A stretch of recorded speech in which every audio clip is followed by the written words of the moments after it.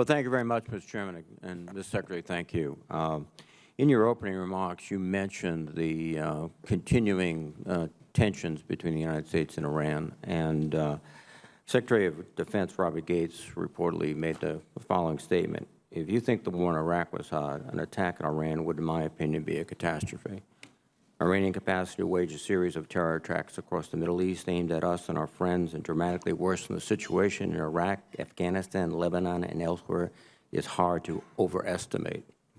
Do you agree with Secretary Gates' assessment if there was a... I agree. We do not want war with Iran. We are not seeking war with Iran. We need to get back on the diplomatic channel. And that raises the obvious question, how do we take steps that would mitigate possible escalation leading to kinetic activity? How do you do that? A couple things. First of all, what we try to do is trying to foreclose the opportunity for any miscalculation and misunderstanding by developing a concept, which I understand that we've set up a meeting to brief this committee on here soon, called Operation Sentinel, whereby we do passive patrolling, if you will, in the Strait of Hormuz, Gulf of Oman, and the Persian Gulf to deter any provocative acts by the Iranians or the IRGC. At the same time, from the highest levels of government, from the President himself, we said we will meet anytime, anywhere, without precondition, to discuss issues with the Iranians to get us on the diplomatic path. So you think that diplomatic path is the most thoughtful way to proceed? Diplomacy always is. Thank you. Mr. Secretary, you will likely be required in the course of your duties to opine with regard to Section 2808 with respect to the use of emerging funding already appropriated for critical military projects to be used, in the case most obviously presented to you, for a border wall construction. The legal requirement is that it must be necessary to support the use of the armed forces along the border with Mexico. Given the fact that this is a law enforcement operation, given the fact that it's not something that is typically in the operational spectrum of military forces to build walls across a border, how can you make that justification? Well, that is something that I will need to take a look at if confirmed, Senator, and obviously we'll look at the advice provided to me by the Chairman of the Joint Chiefs of Staff. But in many ways, the operations that DOD is providing at the border in support of DHS is not unlike what we've done in the past through multiple administrations over many years. I think in many ways it's just one of those things we do, whether it's putting out wildfires in California, helping with hurricane recovery in Texas or Puerto Rico, flooding along the Mississippi. It's one of those things we provide to other parts of the government, to the American people.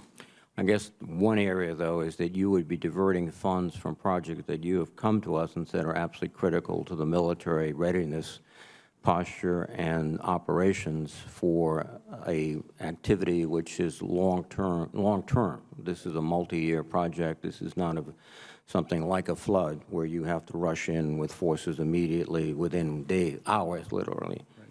There is a distinction, and I think you should not miss that distinction. No, I agree, and obviously as we proceed, if confirmed, I'd want to have discussions with you and be very transparent as we move through that process. Let me return to my comment about exhorts.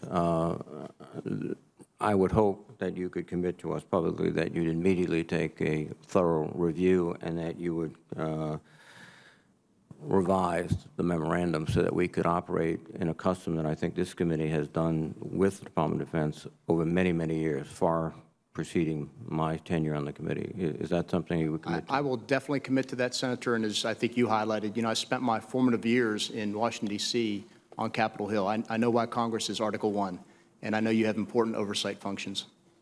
You mentioned the importance of allies and partners, Mr. Secretary, and there's been, I think, obviously a discordance between some of the statements which the administration have made with regard to NATO, for example, with regard to our relationships with many of our allies, the South Koreans, the Japanese. Do you think we can improve not only the rhetoric, but the substance of our relationship with our allies? There's always room for improvement with the relationship between our allies. I was appointed as acting secretary on June 24th.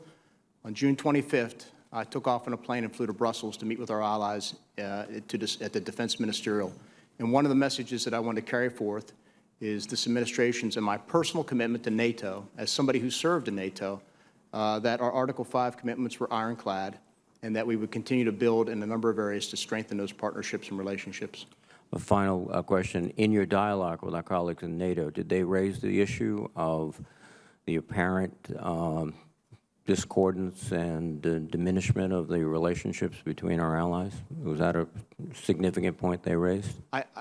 Actually, I don't recall that coming up. Well, we discussed a range of issues, whether it involved our operations in Afghanistan, how we're strengthening the alliance, but that particular point did not come up.